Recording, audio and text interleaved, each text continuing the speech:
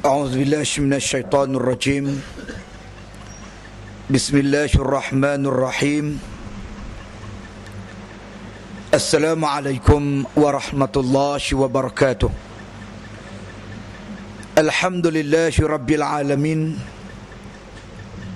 حمدا حامدين وحمدا شاكرين وحمدا يوافي نعمه ويكافئ مزيده. يا ربنا لك الحمد كما ينبغي لجلال وجهك وعظيم سلطانك.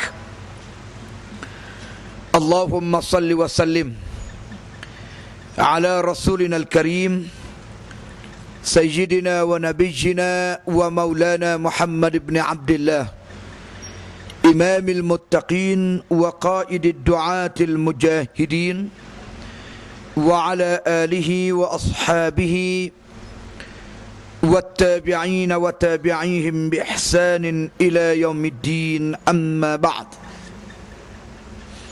Yang dihormati saudara pengurusi, yang berbahagia ashabul fadilah, tuan-tuan imam, pengurusi dan ahli jawatan kuasa musalla, pimpinan-pimpinan masyarakat muslimin dan muslimat, hadirin dan hadirat yang dirahmati Allah sekalian. Ramadan adalah merupakan sebuah madrasah jihad. Saya ulangi sekali lagi, Ramadan ini adalah merupakan sebuah madrasah jihad yang telah menyaksikan satu peristiwa besar yang berlaku dalam lipatan sejarah,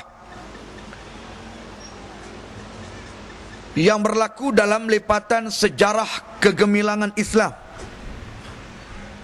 Peristiwa yang saya maksudkan itu ialah peristiwa Al-Ghazwatul Badar, ataupun dikenali juga sebagai Al-Badrul Kubra, peperangan Badar ataupun Badar Al-Kubra. Di mana peristiwa Badar ini, saudara, berlaku pada tanggal 17 Ramadan. Berlaku pada tanggal 17 Ramadan pada tahun kedua Hijrah, iaitu pada tanggal 13 Mac 624 Masihi. Ini adalah merupakan peristiwa yang begitu hebat, yang telah menjadi mercu tanda kehebatan kalimat tauhid di mata dunia. Kerana pertembungan ataupun peperangan Badar ini adalah peperangan antara iman dan kufur, pertembungan antara Islam dan jahiliyah, pertembungan antara tentera Muhammad sallallahu alaihi wasallam yang disebut dalam sejarah seramai 313 orang. Ada riwayat kata 315 orang. Ada riwayat sebut 317 orang. Antara 313 hingga 317 tentera yang diwakili oleh umat Islam, dipimpin oleh Nabi sallallahu alaihi wasallam, berdepan dengan tentera-tentera kufar yang datang daripada Mekah pada waktu itu, dipimpin oleh Abu Jahal.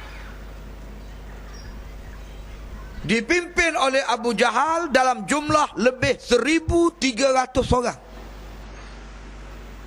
1,300 orang lawan dengan 313 ataupun 317 orang. Sudah tentulah pertempuran ini pertempuran yang sengit. Yang pertama, tak seimbang dari segi jumlah. 1,300 lawan 313. Perang zaman dulu dia perang tanding, dia perang gerila, dia perang menggunakan pedang, menggunakan tombak, dia kena masuk jarak dekat. Bukan perang macam zaman sekarang, dia boleh duduk jauh ribuan kilometer, melepaskan skak, melepaskan peluru berpandu. Perang zaman dulu, perang kena masuk rapat. Nak perang jarak jauh lagu mana pakai pedang, tak siapa. Duk iah seorang 100 km tak jadi. Dia kena masuk rapak. Nak kena tikam perut, nak kena tetok dahi tu, kena masuk rapak. Saudara bayang, masuk rapak 1,300 lawan 313. 3 kali ganda. Lebih kurang seorang lawan 3. Nisbah seorang lawan 3. Pertempuran ini adalah pertempuran yang agak sengit. Sengit tak sengitnya sampai Nabi terpaksa berdoa kepada Allah. Nabi terpaksa menadah tangan bermunajat kepada Allah. Dan para sahabat tengok Nabi tadah tangan tu tinggi sampai jatuh kain selendang. Bersungguhnya Nabi berdoa. Ialah macam kita lah, kalau kita berdoa sungguh lain sikit. Cara akak tangan tu tak serupa dah. Kalau doa lebih-lebih kurang kita. Nak Tok Imam bukan main. Kita nak kena tak atas-atas tangan.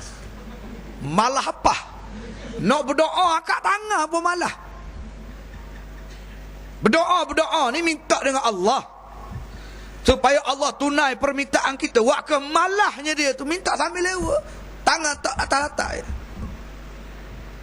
Nabi nya berdoa pada perang Badar, dia tadah tangan, dia akak ala kata siapa selendang yang ada atas kepala bau ni jatuh ke bawah. Ni sahabat sebut dalam satu doa yang masyhur, di mana Nabi sallallahu alaihi wasallam telah berdoa, Allahumma anjizni ma wa'adtani, Allahumma ati ma wa'adtani, Allahumma in tahlik hadhihi al-'isabah la tu'bad fil ard. Maksudnya, ya Allah, ya Tuhanku, Engkau tunaikanlah apa yang telah Engkau janjikan kepadaku. Ya Allah, ya Tuhanku, kurniakanlah apa yang telah Engkau janjikan kepadaku. Ya Allah, ya Tuhanku, jika sekiranya binasalah tentera-tentera, batalion yang aku bawa pada hari ini, seramai 313 orang ni, kalau binasalah angkatan tentera ini, nescaya tiada siapa lagi yang menyembahmu, ya Allah.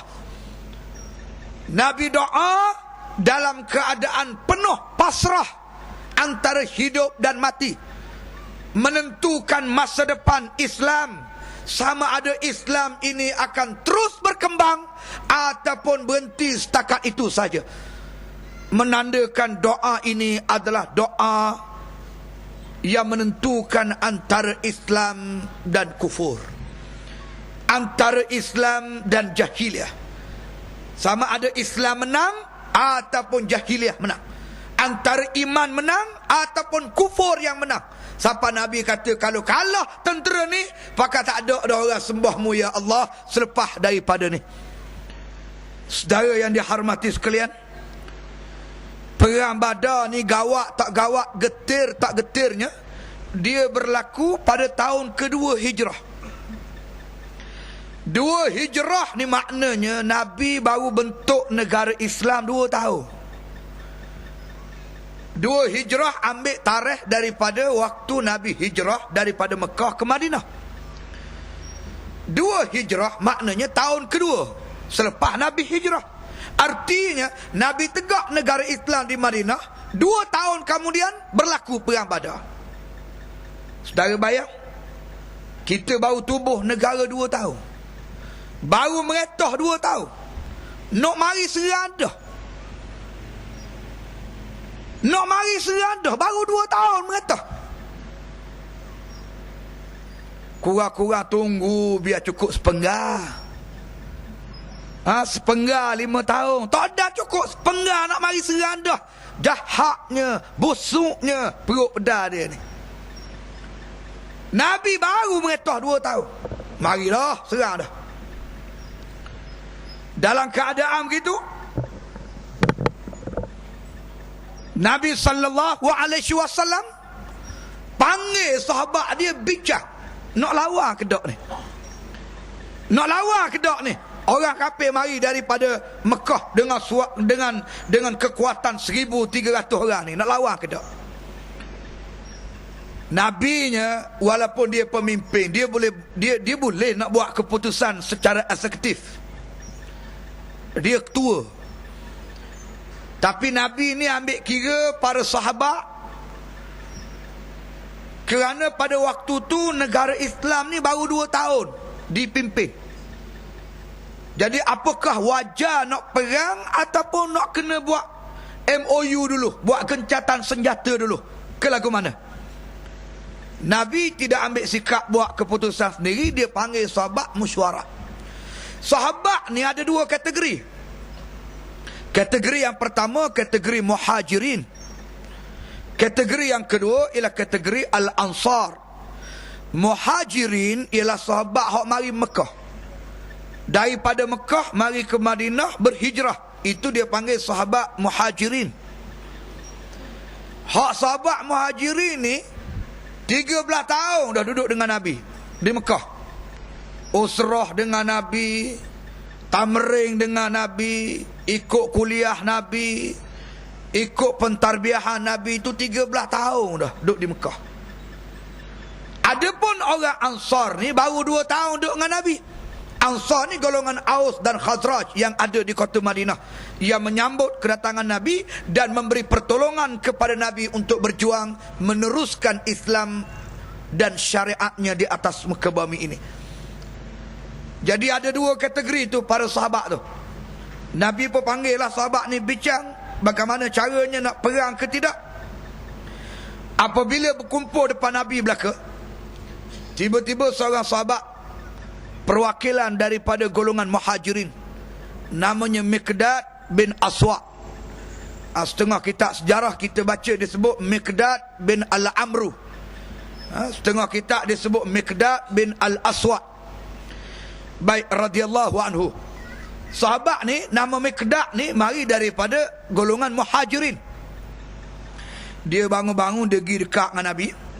Dia kata, ya Rasulullah, imdi lima arakallah fanahnu ma'ak. Wallahi la nakulu lak kama qalat banu Israel li Musa, idhhab anta wa rabbuka faqatila inna hahuna qa'idun walakin idhhab anta wa rabbuka faqatila inna ma'akuma